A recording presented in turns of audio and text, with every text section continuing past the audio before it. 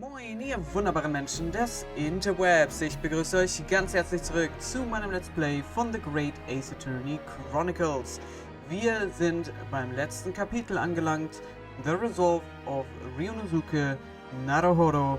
Damit geht es jetzt los und ich gehe mal ganz stark davon aus, dass wir diesen Fall jetzt weiter verfolgen dürfen, was mit Gregson passiert ist.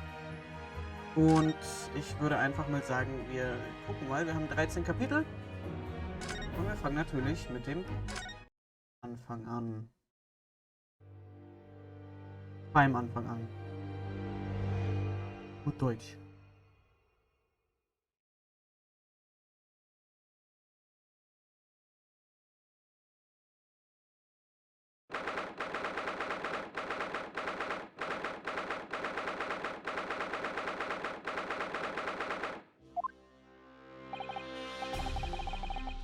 So, the time's finally come. Today, we unravel everything. I will be counting on your support more than ever today, Miss Susato. Miss Susato?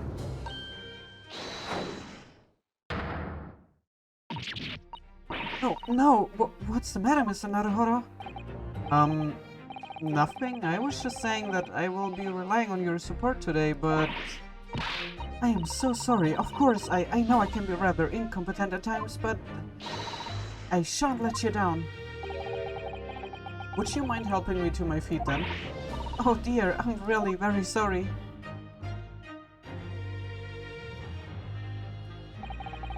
Susato-san isn't her usual self at all, but that's hardly surprising, I suppose. She's just found out that her father is a partner of a world-famous detective, not to mention... Good morning, sir.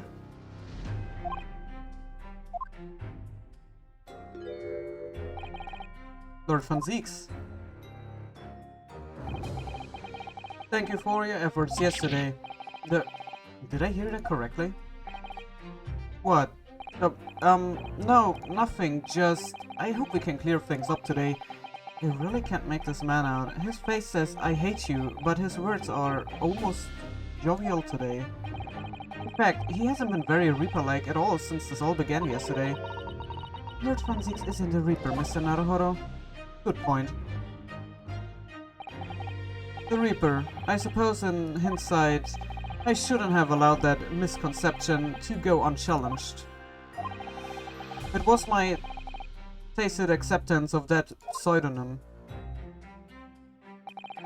My failure to stop the Reaper becoming something more than a mere legend that led to all this. But you're not to blame for that, Lord Van Zieks. It's only because serious crime in the capital dropped off so sharply when the public started calling you that. That's why you didn't say anything, isn't it? To be frank, I'm not sure that was the sole reason. What do you mean? There was a rumor at the time that the Reaper was really the ghost of my late brother. That having been slain by that evil killer, Clint's restless spirit returned as some sort of demigod to wield a deadly blade of justice where I, by dint of the law, could not. Yes, we've heard that story too. When I lost him,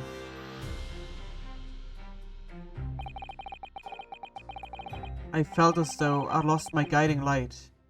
I didn't know where to go or what to do. And so, in some small way, I wonder if perhaps those rumors made me feel his absence a little less keenly.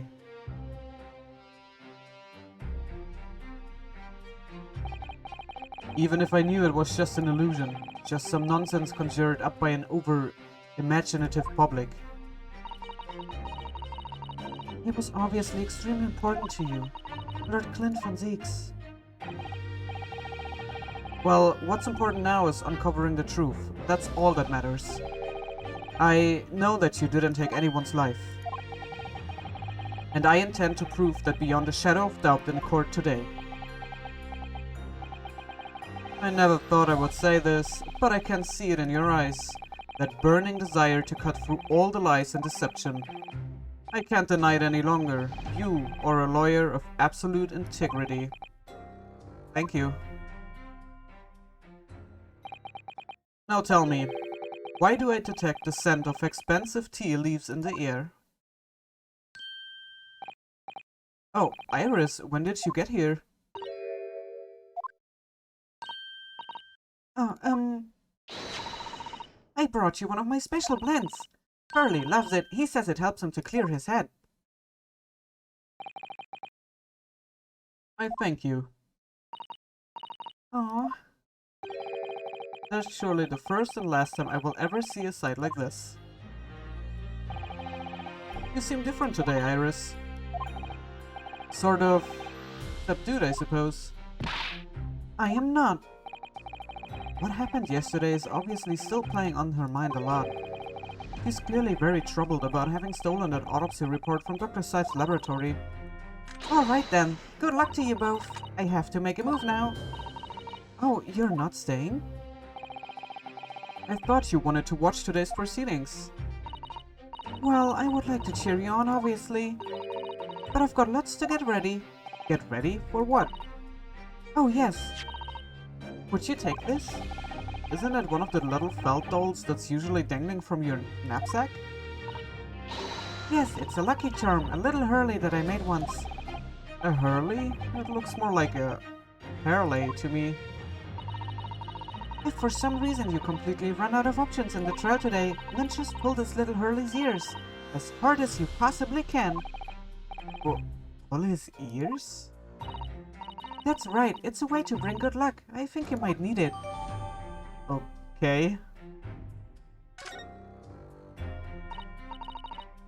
You think what we will need is luck?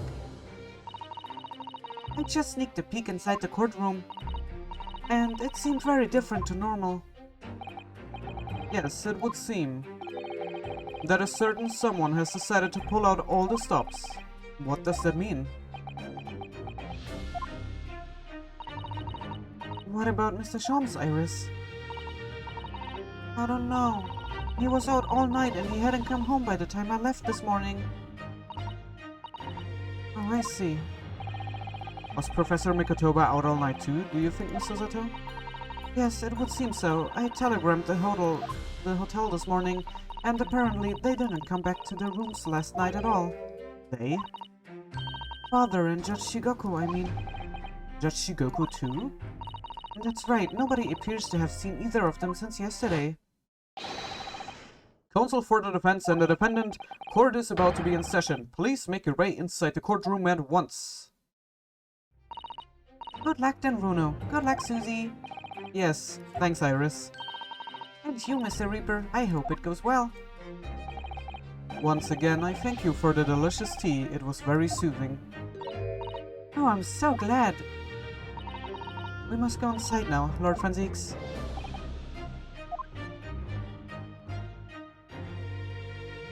Franzieks ist so dieses Paradebeispiel für harte Schale, weicher Kern, habe ich so das Gefühl. Lord Franzieks has always been the formidable persecutor I've had to lock horns with in court. But not today. Today, I battle with another in pursuit of the truth. My best friend, Kazuma Asogi, who I trust more than anyone else in the world. Now I understand what it was that drew me here to Britain all those months ago. Now I know exactly what destiny had in store for me. It's all been leading up to this one day, to this one trial, to this one final reckoning.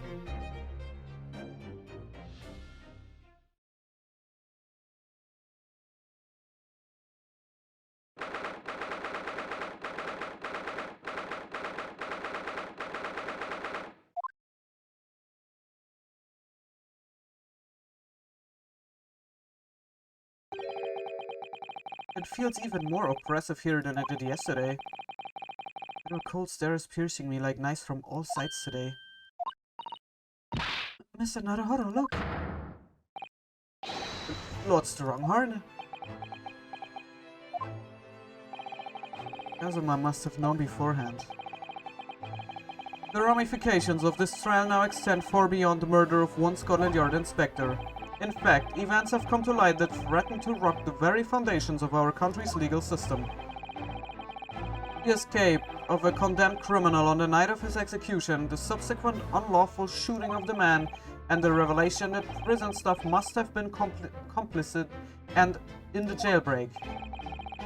Britain is currently hosting influential members of the judiciary from countries all around the world.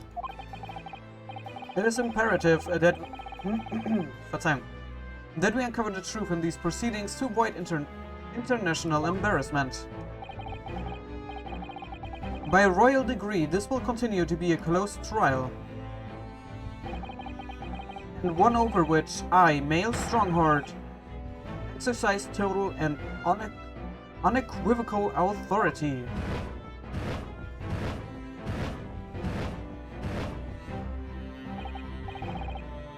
The 6 Euroflames just...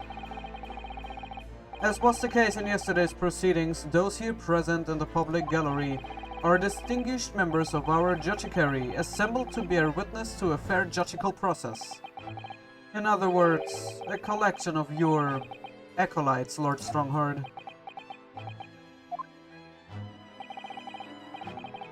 On a personal note, I find this most distressing, Lord von Zieks. You were a prosecutor of exceptional talent. Much like your brother Clint, in fact. In the name of Her Majesty the Queen, I hereby declare this court to be in session. For the trial of Baroque von Zieks, who officially stands accused of murder. Counsel for the prosecution and defense, are you in full readiness to proceed? The defense is ready, my lord. As is the prosecution. Yesterday's proceedings brought to light a shocking and disturbing fact. There was a side to the victim, Inspector Tobias Gregson, that was unknown to his superiors at Scotland Yard. Yes, he was carrying out operations in secret which Scotland Yard knew nothing about. And in those clandestine operations, he had an accomplice.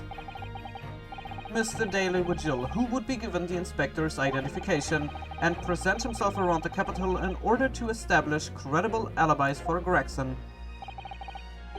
And that way Gregson appeared to be carrying out his regular Scotland Yard work when in fact he wasn't. At the end of yesterday's sessions, Mr. Vigil, who had been suffering from amnesia, regained his memory. It would appear he buried his memories of the time deep inside himself as a means of self-preservation. Because whilst he was engaged as chief warder at Bogley Prison, he abetted the convict's escape. Mr. Vigil is currently recuperating at St. Sinners. He's recovered enough to give a signed statement about his movements on the day prior to the incident. He's formally admitted to posing as Gregson whilst investigating the Red-Headed League. Which brings us to the crucial issue of the victim's time of death. The defense yesterday proposed a suggestion that the victim may have been killed one day earlier. This was based largely on the discovery that the victim's pocket watch had not been wound. The prosecution has something to report on that subject, my lord. Really, go ahead, Prosecutor Asogi. I met once again with the coroner yesterday to discuss the issue. She confirmed that the defense's suggestion could not be ruled out. It's entirely possible that Inspector Gregson was killed on 31st October, the day before his body was discovered. I have here an updated autopsy report that includes the amended details.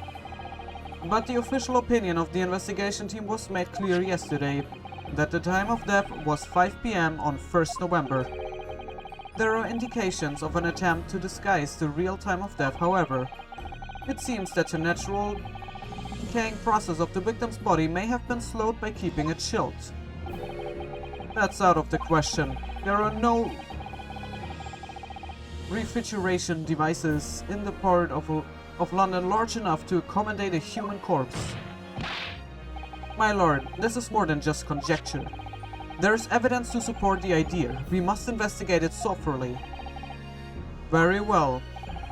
The court will accept the new report as evidence. However, if this updated report is deemed to be accurate, it would give renewed significance to the movements of the victim on the day before the Fresno Street incident. It would, yes, especially since on that day, Inspector Gregson was using Mr. Vigil to cover up his real movements. It's conceivable that he was killed in the course of his secret activities. Do I sense that the prosecution has some information regarding those activities? Scotland Yard put an enormous effort into investigating that precise matter yesterday. I think we should begin by presenting the results of that investigation work, so the prosecution calls its first witness now.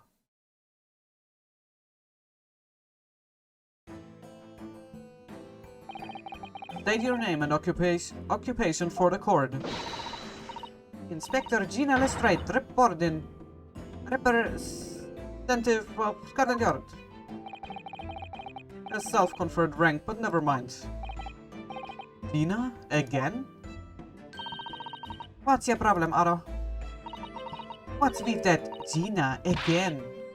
Look, the boss meant the world to me. He done more for me than anyone else ever did. Inspector Gregson, you mean? He got me out the back slums of the East End and took me under his wing. Taught me that life can have a purpose. So that's why I'm the best person to be standing here speaking for him. Oh, Gina. Right, all out of the goodness of Gregson's heart. Not at all that he had his arm twisted by Mr. Shelms. No. What's relevant to these proceedings is that the outcome of Scotland Yard investigations yesterday has revealed that the victim was carrying out some assignment the police knew nothing about. Very troubling. That face. What Strongheart knew.